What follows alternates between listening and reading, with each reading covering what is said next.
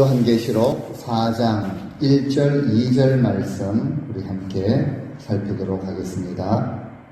저희가 소아시아 7교회 그 교회들을 향한 주님의 말씀 이제 다 선포가 되었습니다. 그 교회의 실상에 맞게 칭찬하실 일에 대해서는 크게 칭찬을 하셨습니다. 그리고 사랑하는 성도들이기 때문에 그들이 회개하고 돌이킬 수 있도록 그들을 향한 징계의 말씀도 확실하게 선포를 하셨습니다. 모든 교회들을 향한 그 공통점이 있다면은 이기는 자들을 향하여서 이 선물과 상급 이것을 분명하게 말씀하셨다라는 사실이죠. 천국 상급은 믿는다고 해서 그냥 주어지는 것이 아니라 비록 이 땅에서는 환난과 핍박을 당하지만 참고 견디고 이기는 자들에게 주시는 것입니다. 그래서 들을 귀가 있는 자가 되어서 성령께서 저희들에게 주신 그 말씀들을 우리는 꼭 들어야 하는 것이죠.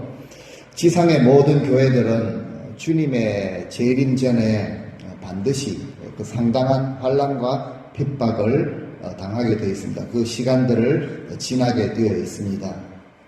이런 환난과 핍박 가운데 필요한 것이 무엇인가 하면은 바로 참고 견디고 이겨나갈 수 있는 그 믿음이 우리에게 필요한 것입니다. 그래서 이 믿음이 없이는 하나님을 기쁘시게 하지 못한다라고 성경이 우리에게 말하는 것이죠. 이제 요한계시록 4장으로 넘어오면서 본격적인 그 환상이 시작되는 것 같습니다.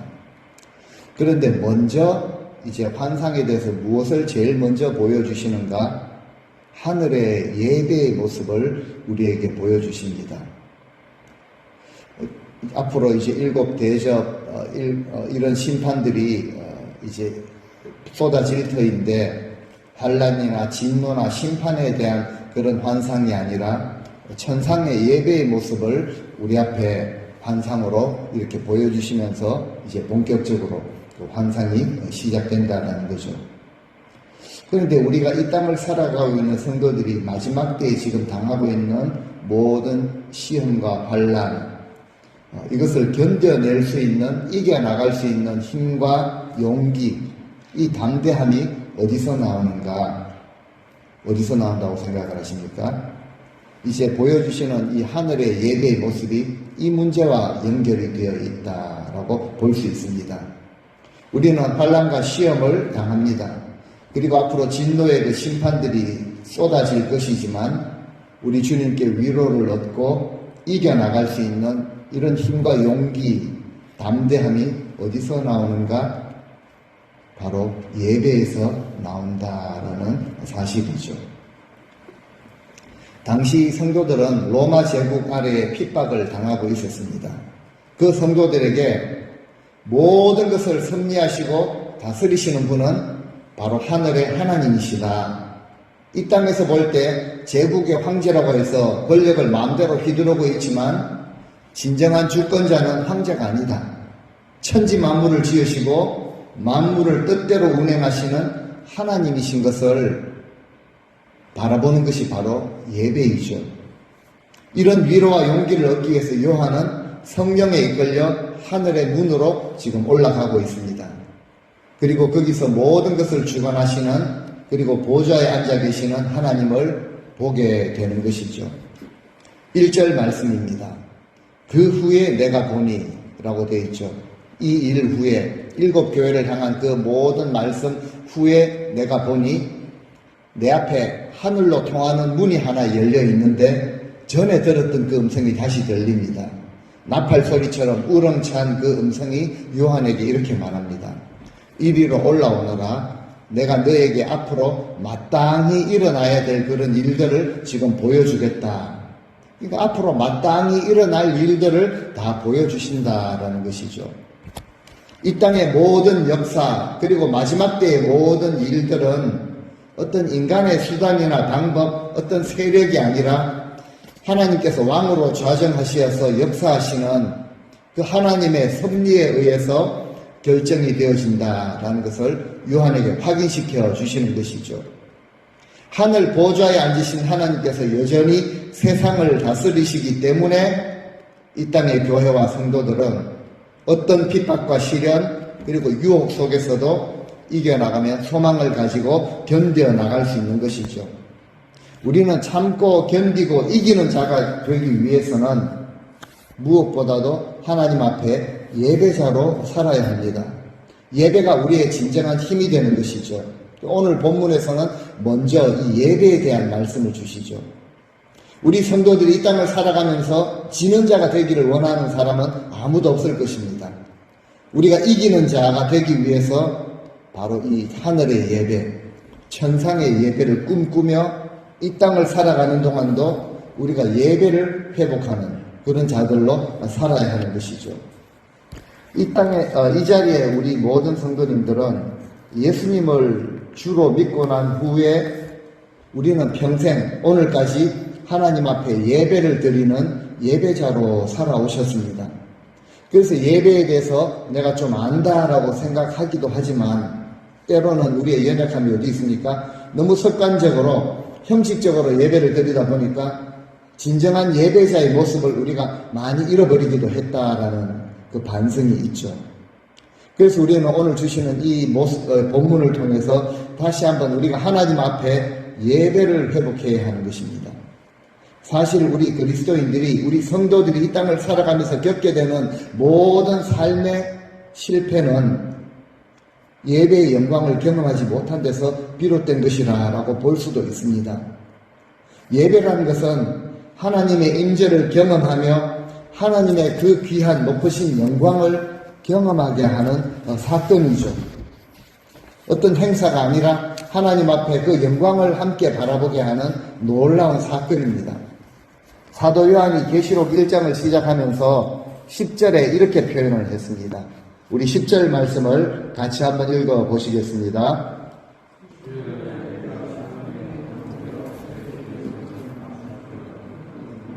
주의 날에 성령의 감동이 되어서 뒤에서 울려 퍼지는 것 같은 나팔 소리와 같은 그 큰 음성을 들었다라고 그렇게 고백을 하고 있죠. 언제입니까?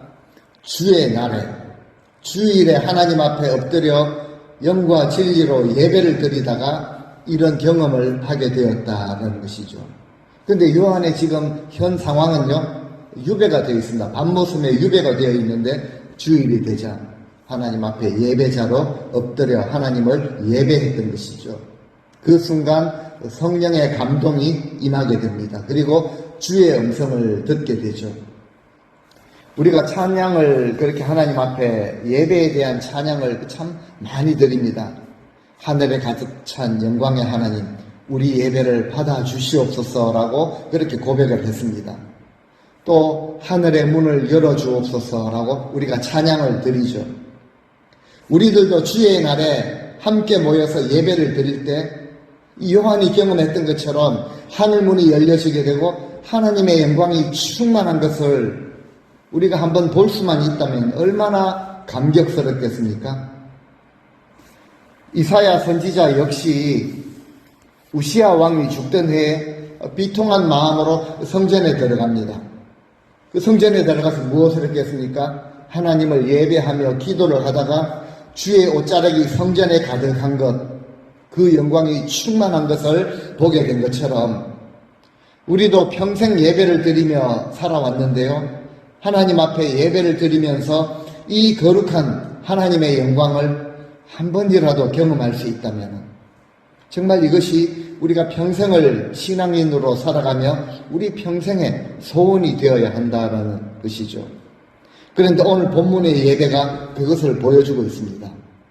이와 같이 진정한 예배는 하나님을 인정하고 그 앞에 엎드리는 것, 그리고 그 가운데 임하시는 하나님의 영광을 보게 되는 것이 바로 예배이죠. 지금 요한의 눈앞에 하늘의 문이 열려 있습니다. 요한이 그 문을 통해서 들어가서 하늘의 예배에 지금 참석을 하게 되는 것이죠. 아마 요한이 정말 특별한 그런 초청을, 그 예배자로 초청을 받은 것과 같다라고 볼 수가 있습니다. 1장에서 말한 것처럼 처음에 들었던 그 나팔 소리와 같은 음성을 듣게 되죠. 이리로 올라오너라. 그리고 앞으로 이제 마땅히 그 반드시 일어날 일들을 내가 너에게 보여주리라 라고 말씀을 하시죠. 이후에 마땅히 일어날 일들은 앞으로 일어나게 될 그 역사의 그 마지막 종말의 때에 일어날 일들을 물론 말합니다.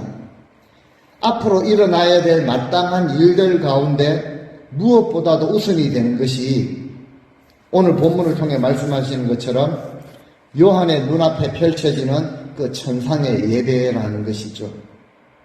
그래서 이 하늘의 예배, 천상의 우리가 예배자로 하나님을 예배하는 이 모습은 하나님 나라가 완성되는 그 시점에 일어나게 될, 이루어지게 될 가장 최고봉, 클라이막스와 같은 것이다 라고 볼 수가 있습니다.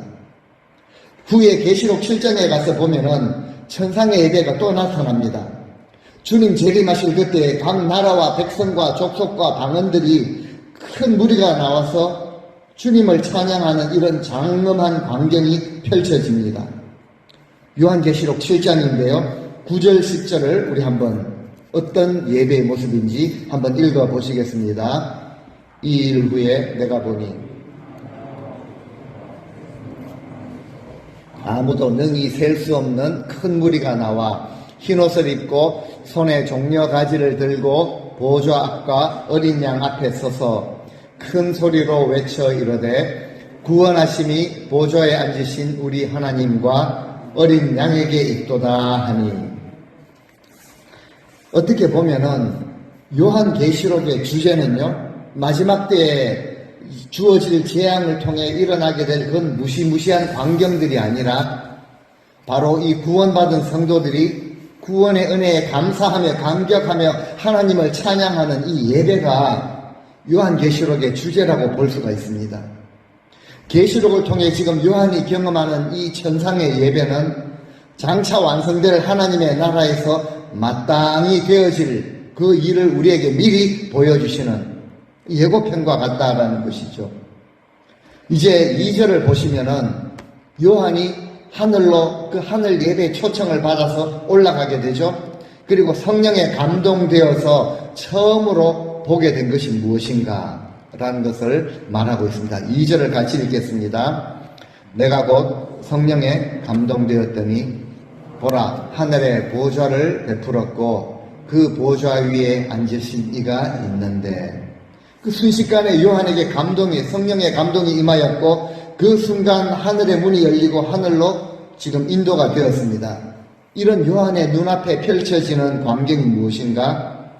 바로 하늘에 보좌가 있다는 것이죠. 그리고 보좌에 한 분이 앉아 계십니다. 보좌, 왕이 앉는 그 자리이죠. 영어 성경에 보면 There was a throne, 왕좌입니다. In heaven 이라고 되어 있습니다. 왕이 그 나라에 앉아서 온 나라를 지배하고 통치를 하는 그 자리이죠. 그런데 그 보좌가 지금 하늘에 있다라는 것을 보게 됩니다.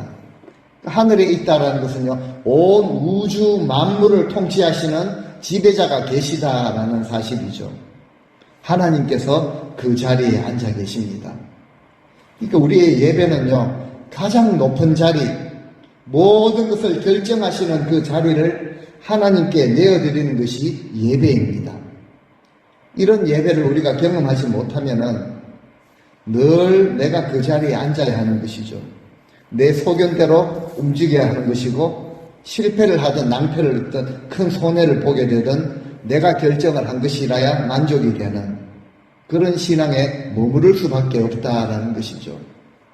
요한이 지금 보게 되는 이 놀라운 환상은 이 보좌에 누가 앉아 계셔야 하는가라는 것을 보여줍니다. 부처가 이런 말을 했습니다. 천상천하 유아독존, 하늘 위아래로 내가 지금 유일한 그런 존재다라는 것을 말을 했죠. 그 보좌에 자기가 앉아 있다라는 거죠. 세상에 나 하나뿐인 것 같고 내 중심으로 내 주관대로 움직여야 한다라는 착각을 하게 만들었는데요. 시대와 많은 사람들이 지대한 영향을 받고 있습니다. 내 인생은 내 것이니 내 마음대로 내 주관대로 할 수 있다라고 여기게 되면 어떻게 됩니까? 나 자신이 우상이 되는 것이죠. 그렇게 되면 늘 자기 소견에 오른 대로 자기 만족을 위해서 그것을 추구하며 살아가게 됩니다. 그리고 더 나아가서 내 욕망의 틀에서 벗어나지를 못하는 것이죠. 또 우리 성도들은 어떻습니까?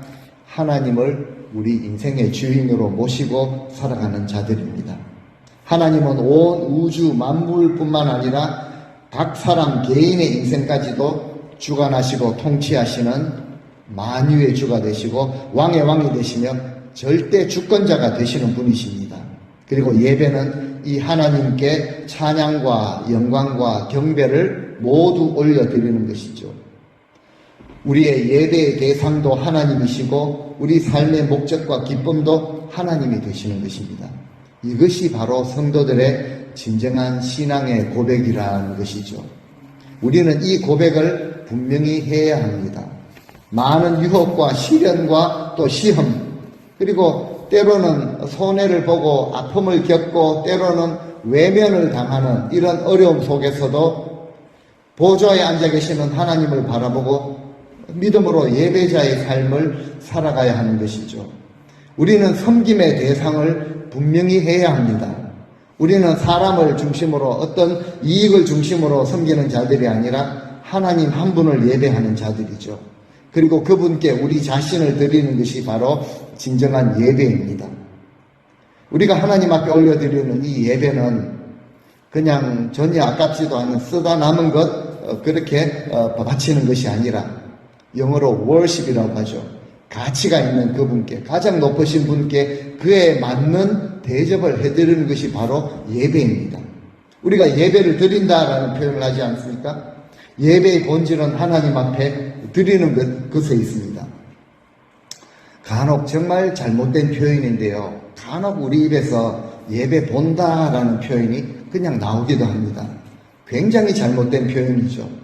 사람들이 예배 드리는 것, 설교는 어떻게 하는가, 찬양, 오늘 노래는 어떻게 하는가, 이거 판단하고 보러 오는 것이 아니죠. 첫 성령으로 시작을 하고 찬송 부르고 말씀 듣고 축도 받고 이것이 예배가 아니라는 것입니다. 감사함으로 하나님께 나와 찬송과 영광을 하나님께 올려드리고 우리의 마음이 담겨있는, 액수가 문제가 아니라 우리의 마음이 담겨있는 예물을 하나님 앞에 바치는 것이죠. 주님이 우리에게 기도하라고 하신 것처럼 주님의 나라가 임하기를 간절히 사모하며 기도의 향연을 주님 앞에 올려드리는, 그리고 우리 몸을 거룩한 산제물로 결단과 함께 하나님 앞에 올려드리는 것이 바로 예배의 본질입니다. 하나님을 경외하고 감사함으로 송축하며 찬양하는 것, 이것이 바로 하나님의 백성으로 가진 우리의 절대적인 특권입니다. 이 예배가 우리의 힘이 되고 능력이 된다라는 것이죠. 이 땅에서 드리는 예배를 통해 하나님의 임재를 경험하고 천상의 이 예배를, 요한계시록이 오늘 그리고 앞으로 계속 보여주시는 이 천상의 예배를 사모하게 되는 것입니다. 우리의 예배 가운데 이런 감동이 있어야 합니다. 그래서 주님도 영과 진리로, 하나님을 예배하는 자들은 영과 진리로 예배를 드려야 한다라고 말씀을 하셨죠. 우리가 신령과 진정으로 예배 드릴 때 성령에 감동되고 충만함을 체험하게 되는 것이죠. 찬양을 드리는데 우리가 눈물로 찬양을 드리게 되고, 대표 기도하시는 분이, 장로님들이, 권사님들이 기도를 드릴 때에도 우리의 마음이 함께 아멘으로 화답되어지고 마음이 열려지는 것이죠. 말씀을 듣다가 애통하게 되고 결단을 주님 앞에 드리게 됩니다. 그런데 너무나도 많은 성도들이, 우리 많은 사람들이 이런 예배의 감동을 체험하지 못하기 때문에 예배 후에는요, 아무런 변화를 가지고 오지도 못합니다. 그리고 결국 이것이 우리 삶의 실패로 연결이 되더라라는 것이죠. 예배 드리는 자리에 몸은 와 있는데 그 마음의 중심은 다른 것을 생각하고 다른 것을 꿈꾸고 구하고 있기 때문은 아닌가 돌아보게 되는 것입니다. 우리가 반드시 기억해야 될 사실은요, 진정한 예배는 우리에게 분명한 변화를 가져다 줍니다. 진정한 예배는 그냥 잠잠히 하나님만 바라보는 것이죠. 우리의 생각, 좋은 생각들이 굉장히 멋진 생각들이 다 있습니다. 하지만 우리의 생각들을 다 멈추고 정말 한 분 하나님께 집중하는 것이 바로 예배입니다. 다윗도 이렇게 고백했죠. 나의 영혼이 잠잠히, 혼란스럽게 하고 소동스럽게 하는 일들이 굉장히 많았지만 나의 영혼이 잠잠히 하나님만 바라는도다 라고 고백을 했습니다. 우리 다윗의 고백을 시편 62편 1절 2절의 그 고백을 우리가 다시 한번 우리의 고백으로 우리 하나님께 한번 같이 고백하겠습니다. 나의 영혼이 잠잠히 하나님만 바라며 나의 구원이 그에게서 나오는도다. 오직 그만이 나의 반석이시요 나의 구원이시요 나의 요새이시니 내가 크게 흔들리지 아니하리로다. 아멘. 하나님을 구원의 하나님으로 믿는 자들만이 들을 수 있는 고백입니다. 이런 고백 멋있다. 나도 한번 그냥 해보자 라고 해서 들어지는 고백은 아니죠. 나를 혼란하게 하고 마음을 뒤틀게 하는 많은 문제들이 있지만 다른 문제 바라보지 아니하고 잠잠히 구원의 하나님만 바라보는 이 예배. 그때 하나님의 구원을 경험하게 되는 것이죠. 사도 요한이 성령에 감동되어 보게 된 것은 하늘의 보좌, 그리고 그 보좌에 앉아 계시는, 그리고 모든 것을 주관하시고 다스리시는 하나님을 보게 된 것이죠. 왕께서 보좌에 앉으시고 자신의 나라를 통치하시고 심판을 행하십니다. 당시에는요, 이 지상에서는 로마 황제랍시고 최고 권력을 가지고 있다고 생각하고 사람들의 내가 신이다라고 말하며 숭배의 대상까지 되었죠. 그리고 그 지상의 보좌에 앉아있는 황제 그 세력으로 인해 사도 요한은 유배를 당하였습니다. 그리고 성도들은 핍박을 당하고 있었죠. 그런데 요한은요, 이런 모든 환경을 넘어서 성령에 감동되어서 잠잠히 하늘 보좌에 앉아 계신 분이 지금 온 세상의 진정한 왕이시다라는 것을 보게 되었습니다. 하나님은 요한으로 하여금 이 보좌에 앉으시고 온 세상을 통치하시는 하나님, 그분을 보게 하시죠. 그래서 요한뿐만이 아니라 그 당시에 환난과 핍박을 당하는 모든 성도들, 오늘날 우리 하나님의 말씀을 대하는 우리 모든 성도들을 또한 위로하시는 것입니다. 이제 말씀을 맺으면서요, 우리에게 이런 분명한 신앙 고백이 있어야 합니다. 하나님께서 왕좌, 그 보좌에 앉으시고 모든 것을 하나님의 뜻대로 주관하시고 운행해 나가시는 분이시다라는 이 고백이 분명히 있어야 합니다. 그리고 이 고백이 분명할 때 우리는요, 우리의 모든 내 것이라고 생각했던 그 권리와 운영권, 결정권, 그리고 그 주권을 그분께 올려드릴 수가 있을 것입니다. 이것이 바로 진정한 온전한 예배이죠. 이런 고백이 없으면요, 여지 없습니다. 내 권리 주장하죠. 내 영광 어디 있느냐. 내 뜻대로 내가 주도권을 쥐어야 하는데, 이런 가련한 모습으로 주님이 라오디게아 교회를 향해서 말씀하셨죠. 헐벗고 가련한 모습으로 끝까지 내가 주인 노릇하려고 하다가 공동체 안에서 관계가 깨어지고 더 나아가서 인생의 낭패를 경험할 수밖에 없게 되는 것이죠. 나라도 마찬가지입니다. 지금 우리 부모님들 세대가 늘 그냥 빨갱이 타령을 하죠. 서로를 향해서, 상대를 향해서 죽일 놈이라고 하고 정죄하고 심판의 자리까지 앉아 있습니다. 우리나라 정치판을 볼 때요, 이렇게 할 줄은 알았지 하나님 앞에 엎드려 기도하거나 진정한 예배를 회복하려는 모습은 찾아보기가 힘듭니다. 이사야 선지자는요, 그 우시아 왕이 죽던 해 비통한 마음, 참담한 마음이 이사야에게도 있었습니다. 그 마음을 가지고 하나님 앞에 예배자로 나아가서 하나님 앞에 엎드리게 된 것이죠. 하나님의 옷자락이 성전에 가득한 것, 주의 영광이 주의 전에 충만하게 된 것을 보게 되었습니다. 지금 이런 시점에 함께 기도하자, 구국 기도회 하자 그러면 많은 분들이 아직도 무슨 굉장히 광적인 집단만 하는 것이지라는 생각을 하는 것 같습니다. 예전에 제가 중학생 때 잘 모를 때, 정치도 잘 모를 때 저희 어머니가 그런 표현을 하십니다. 전두환이 후보로 나왔을 때인데요. 저는 뭐 성량이 없는 사람이지만요. 전두환 아닌 것 같은데 이게 무슨 소리 하냐. 지금 온 국민이 전두환 하는데 결국 보니까 사람을 추종하는 것이죠. 내가 어떤 정치적인 성향을 가지고 있으면은 무슨 불법을 저지르고 악한 일을 한다고 할지라도 찬성입니다. 내가 반대하는 당이라면 어떤 일을 한다고 할지라도 꼬투리를 잡고 물고 늘어지고 탄핵하자 그러고 하나님의 주권을 전혀 인정하지 않는 그런 모습이지 않습니까? 나라가 지금 이런 결과를 가지고 오게 된 것은 어떻게 보면은 당연한 일이라고 볼 수가 있습니다. 성경의 인물들을 볼 때 느헤미야는 이민 2세, 3세로 볼 수가 있습니다. 고국 땅에 들려오는 그 폐허가 된 소식을 들었을 때요. 그 이민 2세, 3세가 되는 그 젊은 느헤미야는요. 수일 동안 금식을 하며 울며 하나님 앞에 기도를 드렸다라는 것이죠. 지금은요. 보수나 진보를 떠나가지고 여당, 야당을 떠나가지고 하나님 앞에 엎드려 기도할 때입니다. 우리 믿음의 부모님들이 하나님 앞에서 예배를 회복해야 할 때라는 것이죠.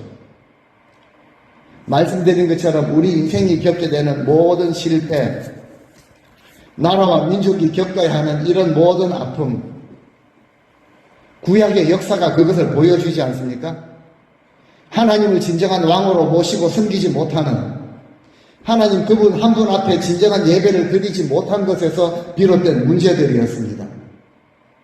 내 인생의 중심에 하나님이 계셔야 되고 나라의 중심에 하나님이 왕좌에 앉아 계셔야 하는데 개인의 삶과 가정에는 자신이 앉아있고 나라 중심에는 어떤 불의하고 어떤 흉악한 죄를 저질렀더라도 그 사람이 중심이 되어서 사람을 모시며 받들며 지내온 그런 결과가 아니겠습니까? 우리 인생의 중심에 하나님이 계셔야 하고 나라와 민족의 중심에 하나님이 계셔야 합니다. 하나님을 주인으로 모셔야 합니다. 그때 그 왕께서 베풀어 주시는 다스리심, 그 은총을, 그 혜택을 누리게 되어 있습니다. 지난주에 말씀을 나누었죠. 보라, 내가 문 밖에 서서 지금 두드리노니 주님이 지금도 두드리고 계십니다. 불신자들에게 예수 믿으라고 두드리시는 것이 아니라 우리 교회들을 향하여서 계속 두드리고 계신다는 거죠. 누구든지 그 음성을 듣고 문을 열고 주님을 주인으로 모시면은 주님이 우리 인생의 왕으로 좌정하시고 우리와 교제를 나누십니다. 하나님께서 하나님의 보좌에 앉으신 것처럼 주님도 함께 앉아 계시고 우리로 하여금 그 보좌에 함께 앉게 해주시겠다. 우리 주님과 함께 통치하는 그런 놀라운 그런 혜택을 누리게 하시겠다. 약속하신 것 아니겠습니까? 이런 풍성한 삶, 충만한 삶을 누리기 위해서 예배를 회복해야 합니다. 연말이 다가올수록 담임 목사로서 고민하고 기도했던 제목 중에 하나가 내년도 표입니다.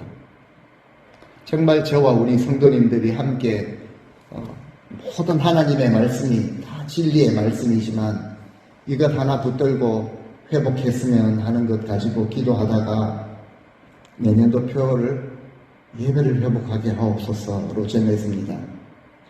하나님의 백성으로 부르심을 받은 우리 삶에 예배가 무너지면 모든 것은 그냥 무너지게 되어 있습니다.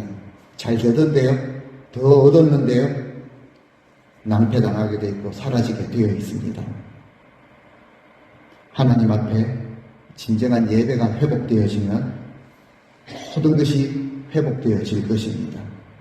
하나님의 그 영광을 바라보시며 이 예배의 영광을 사모하시며 하나님 앞에 진정한 예배자로 살아가시는 우리 모든 성도님들 다 되시기를 주의 이름으로 간절히 축원드립니다. 아멘.